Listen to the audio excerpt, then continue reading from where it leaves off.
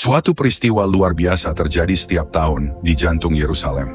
Di tempat yang diyakini sebagai makam Yesus Kristus, api muncul tanpa korek, tanpa alat manusia, tanpa rekayasa. Dikenal sebagai api suci, Holy Fire, dan api yang dikatakan berasal langsung dari surga. Fenomena ini mengagetkan banyak orang dan mereka ingin menyaksikan sendiri untuk membuktikan apakah hal ini benar-benar mukjizat atau sekedar trik.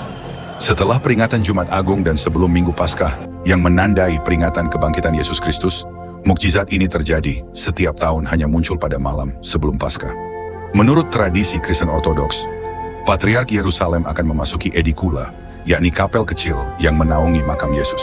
Ia membawa obor yang belum menyala, sendirian, tanpa pemantik, tanpa api, hanya dengan doa dan iman.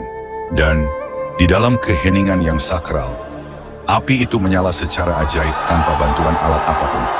Begitu Patriark keluar, api itu disebarkan kepada ribuan peziarah yang menanti di luar. Dan menurut saksi mata, menyebutkan bahwa ketika mukjizat ini terjadi, lilin-lilin dan obor-obor di sekeliling tempat itu menyala dengan sendirinya, tanpa korek, tanpa disentuh, tanpa disulut. Bagian paling takjub dari mukjizat ini adalah api ini, bahkan dikatakan tidak membakar orang yang menyentuhnya. Seorang pria bahkan menyentuhkan api ke janggutnya, tidak terbakar, tidak melepuh, dan seseorang mencoba menaruh tisu, kertas, pakaian mereka atau bahkan menyentuh api suci itu.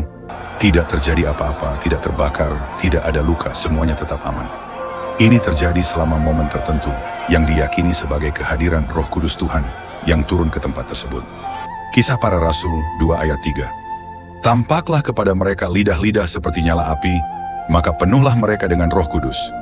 Api dari surga hadir kembali. Ini membuat banyak orang menangis, terharu, dan mengalami sentuhan spiritual yang mendalam. Bahkan dikisahkan bahwa banyak Muslim yang berpindah iman menjadi Kristen setelah menyaksikan mukjizat tersebut. Sejarah mencatat, bahkan ketika Yerusalem berada di bawah kekuasaan Muslim, mukjizat ini tetap terjadi. Bahkan saat Khalifah Al-Hakim mencoba membuktikan bahwa itu hanyalah rekayasa, semua sumbu lilin dicabut, lilin tanpa sumbu, tanpa bahan bakar, tanpa zat kimia. Tapi api suci tetap turun dan menyala sendiri. Khalifah akhirnya berkata, "Kami tidak tahu ini apa, tapi ini bukan tipuan." Keluaran 3 ayat 2 berkata, "Tampaklah kepadanya malaikat Tuhan dalam nyala api yang keluar dari semak duri." Lalu Musa melihat, dan tampaklah semak itu menyala, tetapi tidak dimakan api. Api suci ini telah berlangsung lebih dari 1700 tahun.